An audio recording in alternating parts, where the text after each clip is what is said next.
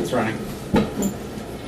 Alright, so as my friend and advocate in life, Sean, I let you in to see because, well, you had to be there to help support me through the worst time of my life to be able to get motherfucker sentenced.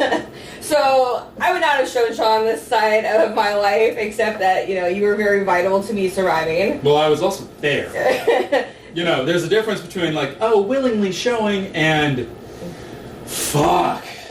I have to deal with this because he actually knows the shit and he was there. Yeah. So he was like, you know, like the only person I let in during this time. So you saw the everyday in and out. So can you talk about a little bit like what happened like with my mental state? Because you met me before all of this went down with like the last straw being like the sexual assault. So like, can you talk about what changed for me in being my friend? Well, to go back to one of my favorite words from my relationships was catastrophe. And she just like fell apart. It was 90 miles an hour talking, blah, blah, blah, blah, I couldn't finish a sentence, blah, blah, blah, blah, and going, looping back around because I have to start over the sentence because I can't finish the thought, I can't get through the thought, it was like It's manic. Yeah, manic. And cray-cray, just fucking cray-cray. But it's like taking, take a bunch of threads are your thoughts, and they're all kind of linear-ish. And then you take them all and you just take all your thoughts in your head and you just give them to a cat and they just... And then you try and follow one thread through and then there's another piece of another thread tied onto it and then you try and everything's like all nonsense. Couldn't understand a word she said. So when I talk about not having any cognitive functioning, not being able to think an hour a day... It's like you took and just shattered everything, tried to pick it up, scoop it up with the dust buster and all that shit, and think that's cohesive. But that's the best I could do. Like, my cognitive functioning was completely shut down. And so when I talk about, like, not being able to function, people always think because I came back and, like, put myself together, they can't imagine how bad it truly was. No, because people don't understand that just because you can look okay on PTSD, it's fake it till you make it type of thing. It's like, you need to keep that face because you need to keep trying because you need to get your life together because you're sitting there living in the pain, just the pain all the time, and you have to just put on a pretty face. And I think that was the hardest part for me is like people didn't know what was going on and how much pain I was in. But you saw, like, the undoing of me. Oh, God, yeah. The late-night phone calls, the... Crying. The coming over at 10 o'clock at night, try and find her car. Okay, things like... I, like, when... my ability to, like, do basic things was significantly impaired. I was, like, special ed. And, like, you know, I am not saying this because I taught special ed all those years, but it's like having a traumatic brain injury. I could not do the things I did before. I needed a lot of help. Like, normal things that you and I take for granted that we just think A, B, C. Yeah, well, imagine waking up in the morning and right before you go to work, you take a bunch of tequila shots, like half a bottle, and then you try and do your daily job. Well, that's like the level of impairment. It's like the brain's just not there. You can't do it's stuff. It's manic though, because it's like this constant state of like the highlight reel, the worst moments of my life. It doesn't turn off. I'm seeing the worst of the worst. I mean, terrorized every night. And then, like, your friends are like, what the fuck is wrong? Because, like, I never talked about any of the things that had led up to this point. And that's a problem with putting on the pretty face. Yes. The friends don't know how fucked up you are. Exactly. And it's like, hi, I'm all good until, you know, a couple of drinks in, I'm like, to survive me as his friend, but I'm very grateful he didn't give up on me. So we can talk about the journey here. So Sean was there during a lot of my TV appearances over the years and such. He's been on camera with me. He's been behind the camera. A lot of times. And we even had a special name for Sean. He gave himself, which I didn't know until Marcus Allen told me what it meant. So she's walking around calling me her fluffer. Yeah, I thought it was hilarious. Because I thought she knew what it meant. She had no idea. So if you don't know what a fluffer is, Sean, what is a fluffer? Okay, so in your average porn, you have somebody who has a very, very large member who needs a bit of help getting that all the way up. So the fluffer is the person who takes care of that backstage. And I was going around telling him, and then Marcus was like, really? Like, he's your fluffer? So I'm really glad that that's how it came to be as like a TV segment, and I have a good enough friend that told me as we're shooting, and I'm calling him my emotional support animal and fluffer, like, you know, like, because he basically is my emotional support animal. If I was going to have an animal, you know, it would probably be Sean. Woof. Okay, so Sean was a huge part of me speaking at Mental Health Matters Day. You know, Where I was also her fluffer and emotional support animal. But that was probably much more accurate that day. No shit. So we knew for a year I was going to speak. And, you know, the amount of stress and duress that I was under for that year. We go out jogging and she would just go over the same story over and over while we're jogging to try and like, okay, I have this. And I have this, right? Right? I have this, right? It's like, shut the fuck up, woman. You've got it. It's your story. You know it. That's at the end, though. You didn't even know the stories in the beginning. Oh, God, no. Some of these things she's telling me, I'm like, what? And you're still alive? Right? I mean, because it's like that much of trauma had happened before we even met, and like you were there for the final straw of like that scenario, and you saw the undoing, but I kept it together for a very long time until I was not together anymore. Oh, God, yeah, yeah. When it was amazing because hearing all these descriptions, I mean, well, the video for her appearance is all online, but hearing, and that's just a tiny taste. There's a lot more to it. She went through iteration and iteration of all these different stories. Like, you know, she went down like, okay, I'm going to cut it down to these few things. But it was just these trauma after trauma and hearing these descriptions like, dear God, I thought I had a rough childhood. I thought I had these things. And I was like, and to see her this together after all of this was actually really heartwarming to see that, yeah, people can get through shit. And when you're bitching and moaning about, oh, I had all this, there's people who've had it worse, and have still come out just fine. But like, okay, so that's the thing, is about character and integrity. So people always talk about, but you're still a nice person. You've had all this stuff happen to you. Yeah, it's because character and integrity, yeah. It doesn't change though, but like everyone are like, well, I'd be so jaded, I would be this, I'd be that. I've never changed since you've known me, other than I became more resilient, more honest, and more authentic about my reality.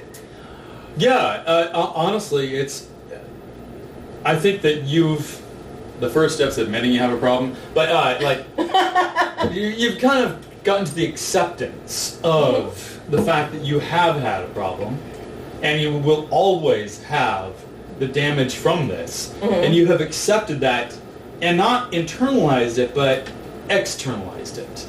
So now, instead of hiding away over there on the bed or over there on the corner or whatever, it's embracing and going, this is now a part of me.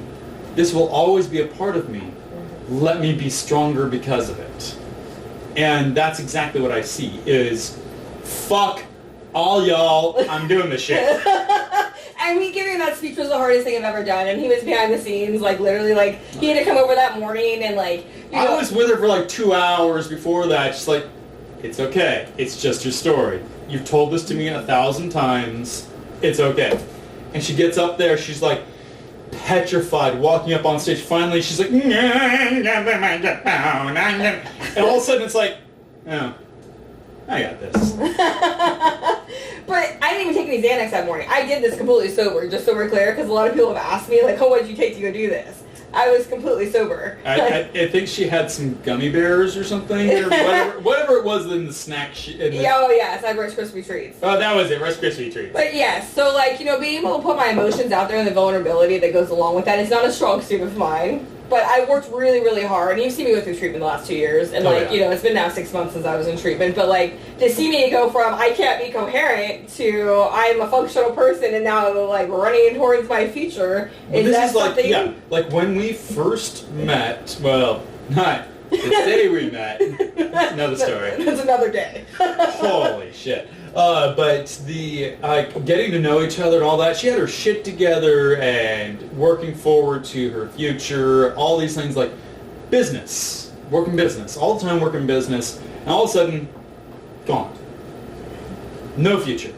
It's always the moment, just that moment of pain, just dealing with that moment. And I didn't want to live. Like, I told you the other day I want to die. I mean, so every day going through that and seeing the highlight reel, you could see how much pain I was in, which is why no one else got to see. Because it was it's horrifying. And I was incoherent and manic because, I had all the trauma from all those years playing in my head, and it didn't turn off. Oh, yeah. Just horrifying.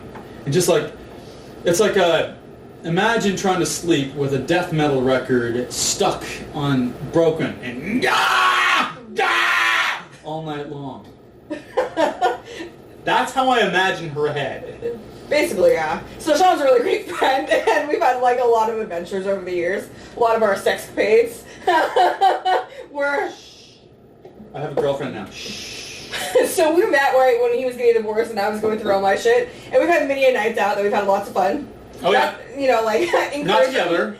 Well, together. Slightly separately. Maybe the next room over. But, nonetheless, we've been through a lot together, and, I think it's really awesome that, as my fill-in co-host today, you guys get to kind of see a little bit behind the scenes of what the journey has been versus me trying to articulate it as a friend and as someone that was there. Oh, yeah. We've come a long ways, but the future looks bright, right? I mean, you know me. Oh, God, yeah. And that's the thing is, this positive attitude, it ain't fucking fake. No. Even with all this bullshit and all this horror and all this pain, both of us have been through a lot. And we both have a good outlook on life. We both are looking to the future. She's had a lot more pain than I have. And 3 divorces. I don't know. Maybe that adds up. I was going to ask you, so do you think you're ever going to get married again? That's the thing is I don't know. I really need to, because I am that romantic. I am that lover of love. I love being in love. I am that. And all you women who think that there aren't men out there like that, yeah, there are. No, he so is. He's that person that gives his heart 110%, wears his heart on his sleeve. Most people would be horrified, someone's been married 3 times. I'm like, no, Sean's been, in love with love kind of a thing, so I love the fact... I keep trying. He keeps trying. You don't give up, though. And, that's the resiliency of you as a person. So, when I ask that question, most people, when we first met up, you've been married 3 times. How old are you? Because you were 43 then. Yeah, that's right. Yeah, exactly. And I was like, Jesus Christ, when did you start? We met almost at my birthday, by the way. Exactly. Yeah, so we were actually 42. 42 after the divorce. And then 43, a couple days after we met. Yeah, it was a couple months. But yes. Oh, when's your birthday? We met in April. Yeah, okay. My birthday's April. Okay, yeah. so it was a few days later. Okay, then. So, anyhow, Sean is, one of those people that's most giving, caring people in the world. So I don't count, the 4th marriage out for you. Yeah, so for me, it's yeah, I want to get married, obviously, blah, blah, blah. But my thing is, I need to be very analytical and not just go with my heart. I need to be careful because I've had my heart broken. I mean, horribly broken. And I need to be very careful. Yeah, my girlfriend's probably not going to be very happy hearing that I'm not sure if I can get married again. But his girlfriend's great, by the way. She, you guys have been together for 6 months. I adore her. She's an amazing person. So if you were going to get married again... She's fun size. She is. And she has a lot of pep in her step. Oh, God, she's hilarious. And she loves me. So, most... I don't know why. Most people would be, terrified of us together. But she's like, can we all hang out? Oh, yeah, exactly. Yeah. So it's really fun. And she's a great woman. And she's working on her career and all this. It's just, there's nothing but positives out of her. And so I look at that and go, okay, shut up, Sean. Analytical. Be methodical. Be careful. Don't let your heart get in the way. I mean, I know it's you're talking about love, but I'm like, I'm the most analytical person you'll meet because I'm a software engineer and software architect. Oh, yeah, because I'm not analytical over here. Okay. Go last. Never mind. Yeah, hold on. Wait. Oh, yeah. Cheers to analysis. He's extremely intelligent, by the way, really and truly. Like, when we have our runs and conversations and stuff, you know, like, you can hold your own, and, you know, like, she's, like, one of those people I think that actually is a good balance for you. And I'm very excited to see where this goes. So, thank you so much for being my co-host today, Sean. You were great at filling in for Lisa. Thank you. I know she's going to be very appreciative. I hope you guys enjoyed seeing a little bit behind the scenes of what actually made this Hot Mess Express hashtag at work. And thank you guys. And until the next episode, have a good night. I wish the remote worked. Oh boy.